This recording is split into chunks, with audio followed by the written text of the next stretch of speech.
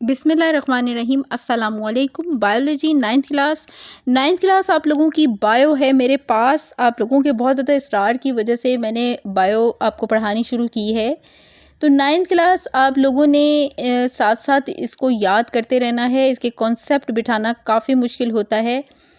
तो आपको केमिस्ट्री भी मैंने स्टार्ट करवाई है, तो उसमें कुछ थोड़ी सी प्रॉब्लम आ रही थी। तो स्टार सेंटर पे आपको मिलेगी बायो और केमिस्ट्री। फ़िलहाल अभी फ़िज़िक्स स्टार्ट नहीं की है, तो अभी आप इसके जो इब्तदाई लेक्चर हैं वो मैं इंशाल्लाह डाल दूँगी जल्द ही। तो आप वो उसको सुनिए और आप देखिए कि आपको ये कैसा लगता है। इसके साथ साथ स्टूडेंट्स आप लोगों को एक और बात बतानी थी, वो ये थी कि आपको न्यूमेरिकल जो हैं वो भी मेरे चैनल पर ही हैं और वो मेरे ही घर से डाले जा रहे हैं, ठीक है। तो वो आप लोग उनको देखें, अगर आपको पसंद आते हैं, अच्छे लगते हैं, समझ आते हैं, तो फिर आप मुझे बताइएगा, मैं उसमें और भी लेक्चर्स डाल दूँगी, ठीक है। तो यूनिट नंबर 1 आपका बायो का है, 9th क्लास NBF वालों का। इंट्रोडक्शन टू बायोलॉजी जो कि हमेशा होता है इंट्रोडक्शन, ठीक है। बायोलॉजी के इन्होंने 3 सेक्शन किए हुए हैं। Study of life and biodiversity. इसमें सबसे पहले यूनिट 1 है इंट्रोडक्शन टू बायोलॉजी, यूनिट 2 है सॉल्विंग बायोलॉजिकल प्रॉब्लम और यूनिट 3 है बायोडाइवर्सिटी। सेक्शन 2 है इसका cell biology. Unit 4 cells and tissues. Unit number 5 है आपका सेल साइकिल और यूनिट नंबर 6 है एंजाइम्स और यूनिट नंबर 7 है बायो एनर्जेटिक्स। सेक्शन 3 पे आ जाएं, लाइफ प्रोसेसेस, यानी कि लाइफ के कौन कौन से प्रोसेस होते हैं। यूनिट नंबर 8 और 9 दो यूनिट हैं इसमें आपका यूनिट नंबर 8 आ जाएगा न्यूट्रिशन, ठीक है। इसमें ग़िज़ाइयत से के हवाले से सारी चीज़ें आ जाती हैं। और यूनिट नंबर 9 आपका आ जाएगा ट्रांसपोर्ट। यूनिट नंबर 9 आपका है ट्रांसपोर्ट से मुराद यानी कि वाटर एंड, जैसे प्लांट्स के अंदर आप देखें ट्रांसपोर्ट इन प्लांट्स है कि प्लांट्स में कौन सी चीज़ कहाँ से ट्रांसफ़र होती है, एक जगह से दूसरी जगह ट्रांसफ़र करनी, ठीक है। तो दूसरे नंबर पे आपका इसमें आ जाएगा ट्रांसपोर्ट इन मैन, इंसान के अंदर किसी चीज़ की ट्रांसपोर्ट। इसमें ब्लड आ जाता है, components of blood and their functions आ जाता है, ब्लड ग्रुप्स आ जाते हैं, इसमें ब्लड ट्रांसफ्यूजन आ जाती है, डिसऑर्डर्स ऑफ ब्लड, ठीक है। खून के हवाले से जितने मामलात होते हैं, उसका डिसऑर्डर होना, उसके ब्लड ग्रुप्स के आपका कौन सा ब्लड ग्रुप है और कौन कौन से ब्लड ग्रुप वाले लोगों में क्या क्या मसाइल होते हैं या कौन से सेहतमंद ब्लड होता है, ये सारी मालूमात इसके अंदर होंगी। फिर हम ह्यूमन हार्ट के बारे में पढ़ेंगे, स्ट्रक्चर ऑफ हार्ट, फिर फंक्शनिंग ऑफ हार्ट, ठीक है। दिल के बारे में आप सारी मालूमात इसमें पढ़ेंगे। ब्लड वेसल्स हैं, फिर खून की जो वेसल्स होती हैं, ये वेसल्स कहते हैं ना उनको, यानी कि खून की नालियाँ, general plan of human blood circulatory system और फिर कार्डियोवैस्कुलर डिसऑर्डर्स, ठीक है। ये सब कुछ हम इसमें इंशाअल्लाह ताला पढ़ेंगे और कोशिश करेंगे कि ये हमें सब समझ आए। आप अगर इसको ध्यान से सुनेंगे तो इंशाअल्लाह शुरू में ही आपको ये अच्छे तरीके से समझ आ जाएगा। तो हम शुरू करते हैं इंशाअल्लाह ताला। नंबर 1 आपका यूनिट है इंट्रोडक्शन टू बायोलॉजी। हमारे पास introduction to biology unit number 1 और इसमें हम क्या पढ़ेंगे, डेफिनेशन ऑफ बायोलॉजी पढ़ेंगे, division and branches of biology पढ़ेंगे, relation of biology to other sciences, फिर है Quranic instructions to reveal the study of life, यानी कुरानी जो इसके हवाले से आयात वगैरह हैं तो इसको भी हम पढ़ेंगे इसमें। और फिर क्या है, कंट्रीब्यूशन ऑफ मुस्लिम साइंटिस्ट बहुत इंपॉर्टेंट हैं, वो उनके बारे में हम पढ़ेंगे, ठीक है। Of all the living organisms human beings are the most intelligent ones. अगर हम तमाम जिंदा हयात को देखें या जानदार चीज़ों को देखें तो उनमें सबसे ज़्यादा इंटेलिजेंट यानी कि ज़हीन इंसान होते हैं। विद देयर इंटेलिजेंस, अपनी जहानत के साथ ह्यूमन बींग स्टार्टेड लर्निंग, इंसान सीखता है, ठीक है। विद देयर लर्निंग, और अपने सीखने से साइंस डेवलप, उनके इंसानों के चीज़ों को सीखने से के अमल से साइंस बनी, साइंस ईजाद हुई। Introduction to biology. बायो का तारुफ क्या है, what is science in ancient times. Science meant knowledge और लर्निंग। पुराने वक्तों में साइंस का मतलब समझा जाता था जानना और सीखना। Today we define science as the study of the world around us. आज हम साइंस को जानते हैं उस तालीम के हवाले से जो कि दुनिया में इर्द गिर्द हमारे इल्म जितना भी मौजूद है साइंस का। The study of science help us science की तालीम हमारी मदद करती है to answer the how, what, where and why of our surrounding, कि क्यों, क्या, कब और कैसे हमारे इर्द गिर्द होता है। डेफिनेशन ऑफ बायोलॉजी, ये आपने ध्यान से सुननी है। The word biology consist of two Greek words, bios meaning life, यानी कि लफ्ज़ बायो जो है ना, इसका मतलब है ज़िंदगी यानी हयात यानी कि लाइफ, एंड लोगोस इसके नेक्स्ट पार्ट का मतलब होता है मीनिंग थॉट, सोचना, रीजनिंग एंड स्टडी। ठीक है, वजह जानना और उसके ऊपर इल्म हासिल करना।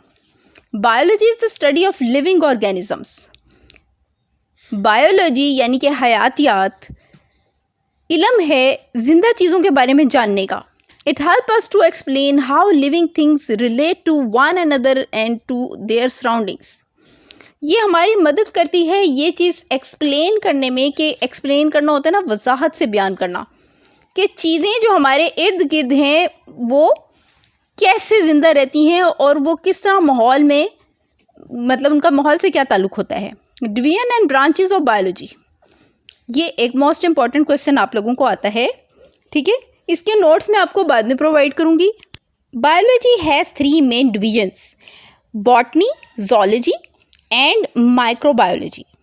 Botany is the study of plants. ठीक है, zoology is the study of animals, यानी कि ज़ूलॉजी जो है वो जानवरों के बारे में जितनी मालूमात हैं उसका इल्म होता है, यानी बायो के जो जो पोर्शन होते हैं, जो पोर्शन बायो का जानवरों के ऊपर डील करता है उसको ज़ूलॉजी कहते हैं, और जो पौधों के ऊपर डील करता है उसको बॉटनी कहते हैं। और इसके अलावा माइक्रोबायोलॉजी क्या है, माइक्रो टाइनी, ठीक है, छोटे को कहते हैं। Is the study of micro organisms, जो कि बहुत छोटी नज़र आने वाली चीज़ों के बारे में मालूमात हासिल करना है, जैसे कि वायरसेस, बैक्टीरिया एक्सेट्रा। ठीक है, वायरस और बैक्टीरिया की जो स्टडी होती है उसको माइक्रोबायोलॉजी कहते हैं। By dividing biology into number of branches it is convenient to study it. Biology को मुख्तलिफ ब्रांचेस में अगर तब्दील किया जाए तो इसको आसानी से पढ़ा जा सकता है। Some of the major branches of biology are morphology, number 1 पे है आपके पास। The study of the form and external structure of the organisms is called morphology. Organisms का जो स्ट्रक्चर होता है ना, ढांचा, उसकी बनावट और उसके अंदरूनी सारा जो निज़ाम होता है उसके बारे में जो इल्म आप पढ़ते हैं बायोलॉजी में वो मॉर्फोलॉजी कहलाता है। ठीक है, फिर आ जाएगा anatomy. The study of the internal structure of the organisms is called anatomy. Internal structure organisms का जो है उसकी जो तालीम होती है वो एनाटॉमी कहलाती है। Anatomy is also called internal morphology, इसको इंटरनल मॉर्फोलॉजी भी कहते हैं। Physiology, the study of the functions of the various organs of the organisms is called physiology. ठीक है, ऑर्गन्स के, बहुत सारे ऑर्गन्स के बारे में जो मालूमात होती हैं ऑर्गेनिजम्स की उसको फिजियोलॉजी कहते हैं। और histology, the microscopic study. Microscope आपको पता है ना, बहुत छोटी छोटी चीज़ों को दिखाती है। ठीक है, उनको आपको नुमाया करके दिखाती है जो आपको आम इंसानी आंख से नज़र नहीं आती, उसके लिए आप माइक्रोस्कोप यूज़ करते हैं। Study of tissues of organisms is called histology. Organisms के टिश्यूज़ के बारे में जो इल्म आप हासिल करते हैं वो हिस्टोलॉजी कहलाता है। नेक्स्ट पेज पे आप आ जाएंगे, ये पेज नंबर 7 बनता है आपकी बुक का। बायो है 9th क्लास की और chapter number 1 introduction to biology आप पढ़ रहे हैं। तो नंबर 5 पे आपका आएगा cell biology. The study of the structure and functions of the cell is called cell biology. Cell biology तो अपने नाम से पता लग रही है कि सेल के बारे में जितनी इंफॉर्मेशन आप पढ़ते हैं वो सेल बायोलॉजी कहलाती है। Genetics, the study of genes, ये सब जेनेटिक्स में आपको पढ़ा चुकी हूँ 8th क्लास में। तो आप लोग जो न्यू बच्चे ऐड होते हैं ना इसमें, अगर उन्हें बहुत चीज़ों के बारीकी से कॉन्सेप्ट समझ नहीं आते तो आप मेरे 8th क्लास के साइंस के लेक्चर देख सकते हैं, उसमें मैंने बहुत ज़्यादा डिटेल में चीज़ें समझाई हुई हैं। The study of genes and heredity in organisms is called genetics. ठीक है, यानी कि जीन्स के बारे में पढ़ना, और हेरिडिटी कहते हैं विरासत को, ठीक है।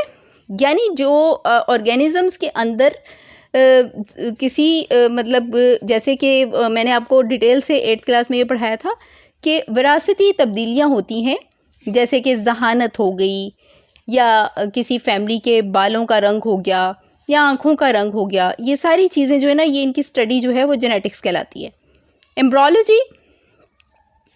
एम्ब्रोलॉजी जो है the study of the developmental stages of an organism from egg to, अच्छा एक ऑर्गेनिजम्स की वो तरक्की करती हुई स्टेजेस, जैसे फ्रॉम एग अंडे से to the formation of a new organisms, एक नए जानदार का बनना, इज कॉल्ड एम्ब्रोलॉजी, ठीक है। ये एम्ब्रोलॉजी का इल्म कहलाता है आपका। फिर आपका आ जाएगा पैलियोंटोलॉजी, ठीक है। The study of fossils is called palaeontology. Palaeontology जो है वो स्टडी है जो फोसिल्स, मैंने फोसिल्स के बारे में आपको डिटेल से 8th क्लास में बताया था, मैं फिर बता देती हूँ कि बहुत सारे कई सालों तक जब जानवरों और पौधों के जो बकायात होते हैं ना वो गलते सड़ते रहते हैं ना, ख़ास तौर पे जानवरों के, तो वो फोसिल्स फ्यूल में तब्दील हो जाते हैं। एक बहुत मखसूस मुद्दत होती है कई हज़ार सालों के बाद, ठीक है। तो इसकी साइड बॉक्स में देखें ये लिखा भी हुआ है, फोसिल्स आर रिमेन्स, बकाया जात होते हैं, ऑफ द लिविंग ऑर्गेनिजम्स, जिंदा चीज़ों के, प्रिजर्व्ड बाय नेचुरल प्रोसेस, जो कि कुदरती अमल के ज़रिए प्रिजर्व्ड होते हैं। Fossils have the study of life in the past and process of evolution, ठीक है। फोसिल्स के ज़रिए आपको एक तो इल्म मिलता है जो कुछ पास्ट में हो चुका है, यानी माजी के बारे में बताते हैं फोसिल्स, ठीक है। और इसके अलावा तरक्की के बारे में भी आपको बताते हैं कि अब तक कितनी तरक्की हो चुकी है, यानी माजी में चीज़ें कैसे थी और अब कैसी हैं। इसके बाद नेक्स्ट आपका आ जाएगा taxonomy. The classification and naming of organisms is called taxonomy, ठीक है। टैक्सोनॉमी जो है ना वो क्लासिफिकेशन है, मुख्तलिफ क्लासेस में उसको तकसीम करना, और नेमिंग ऑफ ऑर्गेनिजम्स के नाम जो है इनको डिफाइन करना, ये इल्म जो होता है आपका टैक्सोनॉमी कहलाता है। Environmental biology the study of the inter relationship of organisms and their environment is called environmental biology. It is also known as ecology. ये भी हम लोग 8th क्लास में पढ़ आए हैं कि ऑर्गेनिजम्स का जो अपने माहौल के साथ ताल्लुक़ होता है ना वो एनवायरमेंटल बायोलॉजी कहलाता है, ठीक है। Socio biology the study of social behaviour of the insects animals that make societies, ends, honey bee is called socio biology, ठीक है। कॉलोनीज बनाकर जो रहते हैं जिनमें इंसेक्ट्स आते हैं, और इंसेक्ट्स में सबसे ज़्यादा इंपॉर्टेंट हैं चींटियाँ और हनी बी आपकी जो होती है मक्खी शहद की, ठीक है। ये कॉलोनीज़ में रहती हैं, इनकी सारी मालूमात पढ़ना, इनके बारे में मुकम्मल तौर पर आपका सोशियो बायोलॉजी कहलाता है, ठीक है। Parasitology the study of parasites is known as parasitology. इसके साइड बॉक्स में देखें लिखा हुआ है the parasites derive the nutrients and shelter from the host and does harm to its host.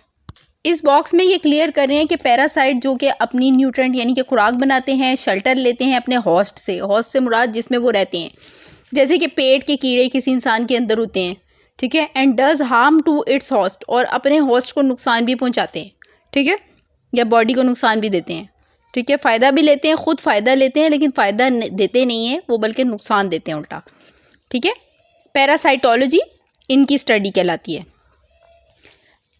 Immunology, ठीक है, the ability of the body to protect itself from foreign substances, ठीक है, and cell including infectious microbes is called immunity, and the study of immunity is called immunology, ठीक है। Immunity क्या चीज़ होती है? क़ुव्वत मुदाफ़ियत, ठीक है, बीमारियों के ख़िलाफ़, ठीक है। तो इसका सारा जो इल्म होता है ना इन्फेक्शंस के ख़िलाफ़, ये इम्यूनोलॉजी कहलाता है, ठीक है। इम्यूनोलॉजी यानी कि क़ुव्वत मुदाफ़ियत पैदा करने का अमल, किसी बॉडी में, किसी पौधे में, इंसान में। फिर आ जाएगा entomology, the study of insects is called entomology. Insects के बारे में पढ़ना यानी हशरातुल अर्ज़ के बारे में जितना इल्म है वो एंटोमोलॉजी कहलाता है। फिर आ जाएगा pharmacology, the science that deals with the study of the drugs is called pharmacology.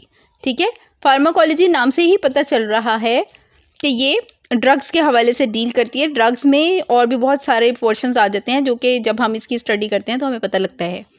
Biotechnology, biotechnology आप 8th क्लास में डिटेल से पढ़ चुके हैं। The study of use of different techniques.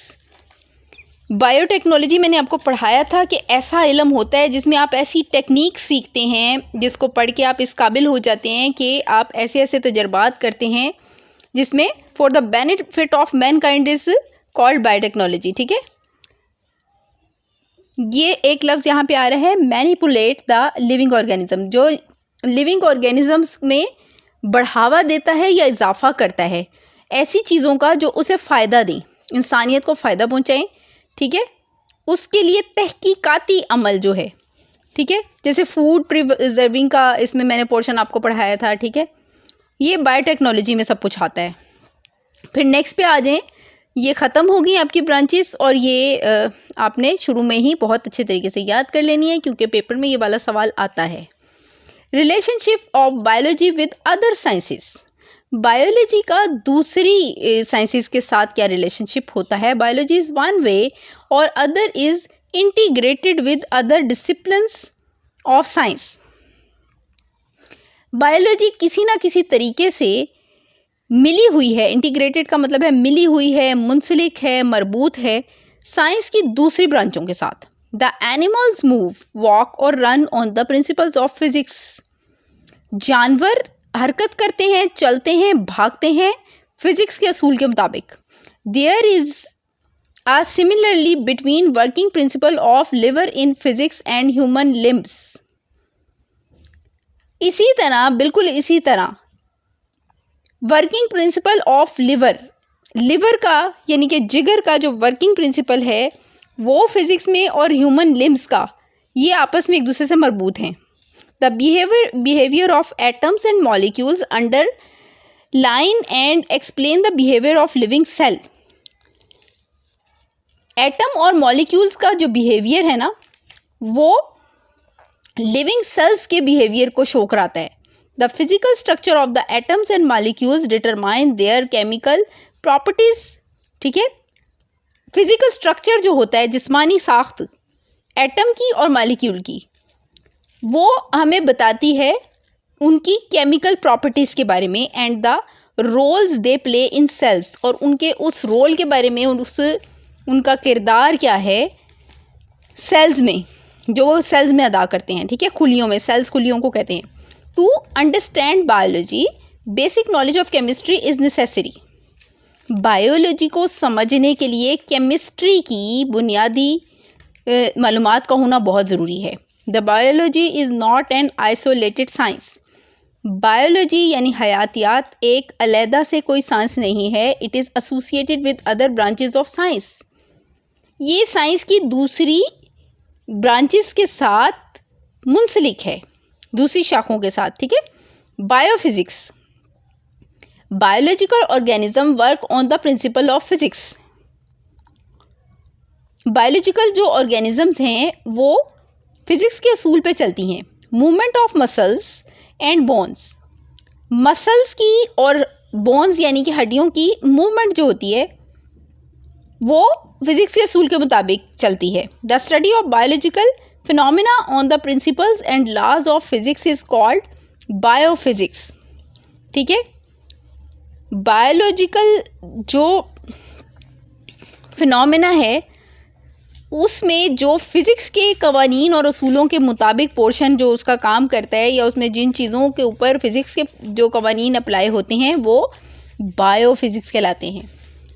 ठीक है, यहाँ पे आप एक डायग्राम देख रहे होंगे जो कि ये देखें, ये इसमें बायोलॉजी की ना दूसरी ब्रांचेस के साथ रिलेशनशिप बता रहे हैं इसमें। तो आप इसको भी बहुत ध्यान से देखिएगा और इसको बनाने की प्रैक्टिस भी आपने करनी है। जब आप ये वाला सवाल क्वेश्चन हल करेंगे तो आपने इसको अच्छे तरीके से ड्रॉ करना भी सीखना है, ठीक है। अब आप आ जाएं बायोकेमिस्ट्री की तरफ, ठीक है। नाम से ही पता चल रहा है biochemistry, the study of chemical constituents found in an organism, ठीक है। केमिकल कॉन्स्टिट्यूएंट्स जो कि एक किसी भी ऑर्गेनिज्म या किसी भी चीज़ में पाए जाते हैं, and chemical reactions taking place in the living organism, और किसी भी जिंदा चीज़ में कोई केमिकल रिएक्शंस जो जगह ले लेते हैं वो क्या कहलाती है, बायोकेमिस्ट्री कहलाती है। लिविंग ऑर्गेनिजम्स, जिंदा चीज़ें, कंसिस्ट ऑफ कार्बन, मुश्तमिल होती हैं कार्बन पे, हाइड्रोजन, ऑक्सीजन। मैं नेक्स्ट पेज पे आ गई हूँ, पेज नंबर 8 पे, ठीक है। हाइड्रोजन, ऑक्सीजन, नाइट्रोजन, ठीक है। जिंदा चीज़ें यानी कि लिविंग ऑर्गेनिजम्स मुश्तमिल होती हैं कार्बन, हाइड्रोजन और ऑक्सीजन और नाइट्रोजन पर। And chemical reaction such as digestion of food, respiration and photosynthesis take place in the organisms. और केमिकल रिएक्शंस, कौन कौन से केमिकल रिएक्शन होते हैं ये एग्जांपल्स दे रहे हैं, ठीक है। डाइजेशन ऑफ फूड यानी ग़िज़ा का हज़म होना, रेस्पिरेशन होता है सांस की नालियाँ और सांस का सारा निज़ाम, एंड फोटोसिंथेसिस पौधों का खुराक बनाने का अमल सूरज की रोशनी में, take place in the organism में जगह ले लेता है। Biometry, statistics is related to collecting and analysing various data और फैक्ट्स। स्टैटिस्टिक्स ये भी एक इल्म है जिसे हम स्टैट्स भी कहते हैं शॉर्ट में। तो स्टैटिस्टिक जो है वो रिलेटेड होता है जमा करने में, तज्जिया करने में या नतीजा निकालने में, वेरियस डाटा ऑफ फैक्ट्स, बहुत सारे किस्मों के डाटा और फैक्ट्स के बारे में। The collection of biological data of facts through observations, ठीक है। बायोलॉजिकल डाटा जो है उसकी ऐसी कलेक्शन, ऐसा मजमुआ, ऐसे तरीके से उसको कलेक्ट करना जिसमें ऑब्जर्वेशन के ज़रिए यानी मुशाहिदात के ज़रिए, एक्सपेरिमेंट तजर्बों के ज़रिए, and analysing them for biological study and its application, और उनका तज्जिया करना बायोलॉजिकल स्टडी में और फिर इसकी एप्लीकेशन। यहाँ पे बायो में जो एप्लीकेशन है ना, इसका मतलब है अप्लाई करना, ठीक है। किसी चीज़ को अप्लाई करके देखना, इस्तेमाल करके देखना, किसी चीज़ का तजर्बा करके देखना कि इसको अगर हम अप्लाई करेंगे किसी जानवर पे तो इसका क्या रिएक्शन होगा, अगर इंसान पे अप्लाई करेंगे तो तब इसका क्या रिएक्शन होगा, ठीक है। Biogeography, the study of distribution of plants and animals in different geographical regions of the world is called biogeography. Geography तो आपको पता ही है ना। तो बायोजियोग्राफी जब लग जाता है ना तो वो कहते हैं कि डिस्ट्रीब्यूशन ऑफ प्लांट की तकसीम और एनिमल्स की मुख्तलिफ जोग्राफियाई जो रीजन्स हैं दुनिया के, उनमें बायोजियोग्राफी कहलाती है, ठीक है। Bio economic, the study of biology from economic point of view. Biology की study economic point of view से is called bio economic. Production, इसकी एग्जांपल्स आ रही हैं। बायो इकोनॉमिक की production of wheat, fish, rice and their export value, ठीक है। यानी कि वीट, फिश, राइस वगैरह को उगाना और उनको एक्सपोर्ट करना और उससे क्या आपको फ़ायदे हासिल हो सकते हैं, are the examples of bio economics. और ये सब बायो इकोनॉमिक्स की एग्जांपल्स हैं, ठीक है। Carriers that require a background in biology. अब हम पढ़ेंगे कि बायोलॉजी पढ़ने के बाद आप कौन कौन से कैरियर्स यानी कि कौन से फ्यूचर में आप कारोबार कर सकते हैं और किन फील्ड्स में आप जा सकते हैं। After studying the basic courses in biology at secondary and higher secondary level, a person has to select a career और प्रोफेशन, ठीक है। ये कह रहे हैं कि बायो पढ़ने के बाद आप चाहे सेकेंडरी लेवल पे पढ़ें या हायर सेकेंडरी लेवल पे पढ़ें तो एक शख्स इस काबिल हो जाता है कि वो प्रोफेशन चूज़ कर सके, ठीक है। Pursuing a career in biology can be immensely rewarded and exciting, ठीक है। और ये किसी भी बायोलॉजी में कैरियर को अडॉप्ट करना जो है वो बहुत ज़्यादा खुशी का बायस भी हो सकता है और बहुत ज़्यादा यानी कि इंसान को सुकून मिलता है इससे और बहुत अच्छा रहता है ये उसके लिए। There are several applied fields in biology. Biology में बहुत सारी अप्लाइड फील्ड्स हैं that you can select as a career in medicine, surgery, fisheries, agriculture, animal husbandry, biotechnology, horticulture, farming and forestry etcetera. यहाँ साइड बॉक्स देख लेते हैं। The new emerging careers of biology include bio informatics. ठीक है, bio informatics जो है new emerging जो carriers हैं उनमें शामिल है, यानी जो मज़ीद और तरक्की हो रही है इसमें। एंड बायोमेडिकल इंजीनियरिंग, और बायोमेडिकल इंजीनियरिंग भी इसमें शामिल है। तो हम सबसे पहले पढ़ेंगे नंबर 1 पे medicine and surgery. MBBS stands for bachelor of medicine and bachelor of surgery. सबसे पहले तो आप इसको हाईलाइट कर लें और नोट कर लें कि MBBS, जैसे हम कहते हैं MBBS डॉक्टर, तो इस लफ्ज़ का मतलब क्या है? तो वो कहते हैं stands for bachelor of medicine and bachelor of surgery. S for surgery है, ठीक है। Medicine is the diagnosis and treatment of different diseases. Medicine जो है उसके ज़रिए आप डायग्नोस कर सकते हैं, यानी तशखीस कर सकते हैं और इलाज कर सकते हैं मुख्तलिफ बीमारियों का। Surgery is the branch which treats disease by removal और replacement of the defective parts और ऑर्गन्स। ठीक है, और सर्जरी क्या होती है?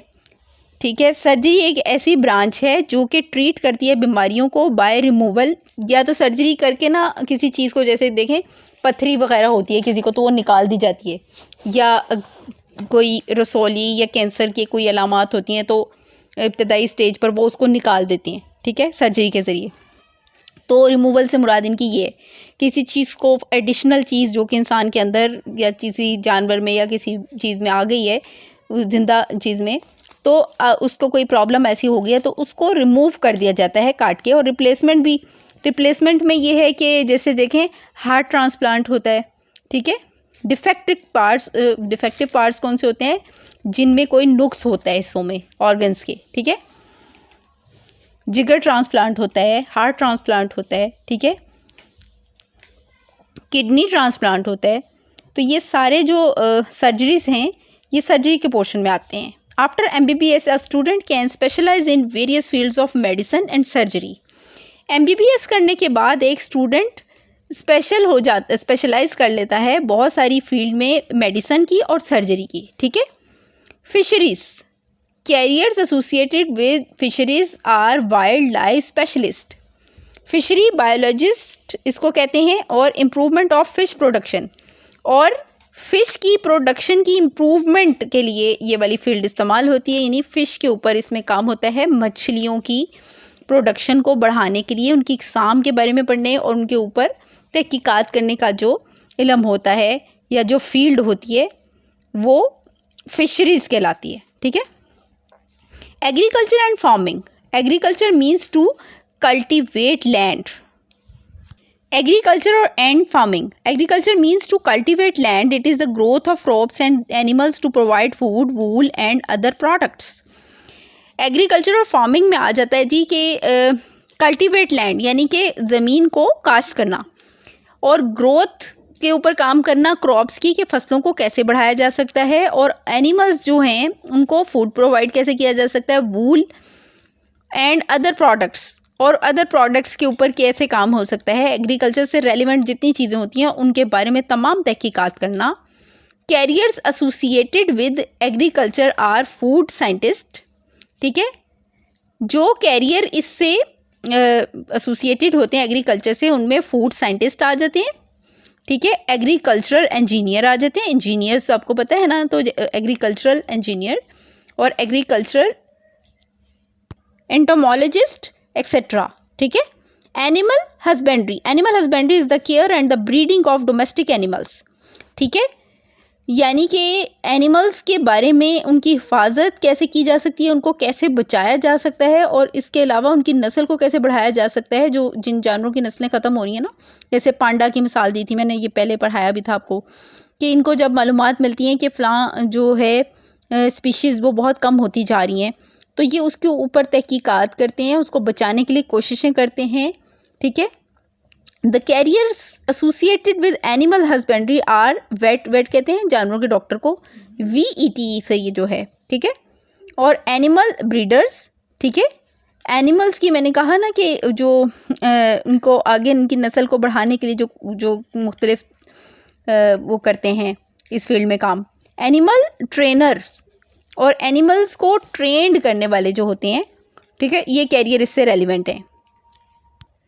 Biotechnology is the use of living organism of their component to make useful products. Biotechnology के बारे में बहुत बार आपको बता चुकी हूँ, ये सारी जो कैरियर के हवाले से ये बता रहे हैं ना बायोलॉजी में, इनमें अलग अलग शॉर्ट्स आते हैं, आपको शॉर्ट्स में ये आ जाती हैं, ठीक है। तो ये बहुत ध्यान से आपने करनी है। तो बायोटेक्नोलॉजी क्या है? लिविंग ऑर्गेनिजम्स के बारे में यूज़फुल प्रोडक्ट्स जो हैं वो उनको बनाने का जो अमल है वो इसमें शामिल है। The careers associated with biotechnology are bacteriologist, ठीक है, वायरोलॉजिस्ट और मॉलिक्यूलर जेनेटिस्ट, बायोटेक्नोलॉजिस्ट एक्सेट्रा, ठीक है। ये वाले कैरियर जो हैं सारे ये बायोटेक्नोलॉजी से रेलिवेंट हैं। और हॉर्टिकल्चर ये मोस्ट इम्पॉर्टेंट है, इसके बारे में ना शॉर्ट आ जाता है आपको कि what is horticulture. Horticulture means the art of gardening, ठीक है। हॉर्टिकल्चर का मतलब है गार्डनिंग का art. The careers involved are plant breeders, horticulturist etcetera, ठीक है। प्लांट ब्रीडर्स और हॉर्टिकल्चरिस्ट दो कैरियर जो हैं वो इसके साथ रेलिवेंट होते हैं, ठीक है। और फिर फॉरेस्ट्री लास्ट में 7 नंबर पे आ जाता है। It is the science of planting, managing and caring of forest, ठीक है। नाम से ही पता लग रहा है कि फॉरेस्ट की केयर करना, मैनेज करना उन्हें, और वहाँ पे पौधे लगाना नए नए, और प्लांटिंग मतलब हर तरह की करना वहाँ पे, कि फॉरेस्ट की जितनी भी देखभाल की जाती है वो इसकी स्टडी में की जाती है। The careers related to forestry are forest officer, ठीक है। इसकी स्टडी करके फॉरेस्ट ऑफिसर बनते हैं, फॉरेस्ट इकोलॉजिस्ट बनते हैं और इन्वायरमेंटल इंजीनियर बनते हैं लोग, ठीक है। तो ये आपका पेज नंबर हमारे पास है 8, biology 9th class, chapter number 1 में पढ़ी हूँ, 8th तक मैंने आपको पढ़ाया है पेज तक। तो यहाँ पे मैं अपना आज का लेक्चर ख़त्म करूँगी। तो बेटा आप अगर शुरू से इसको बहुत अच्छी तरह पढ़ेंगे ना, साथ साथ याद करेंगे, तो इंशाल्लाह आप सबके बहुत अच्छे मार्क्स आएंगे।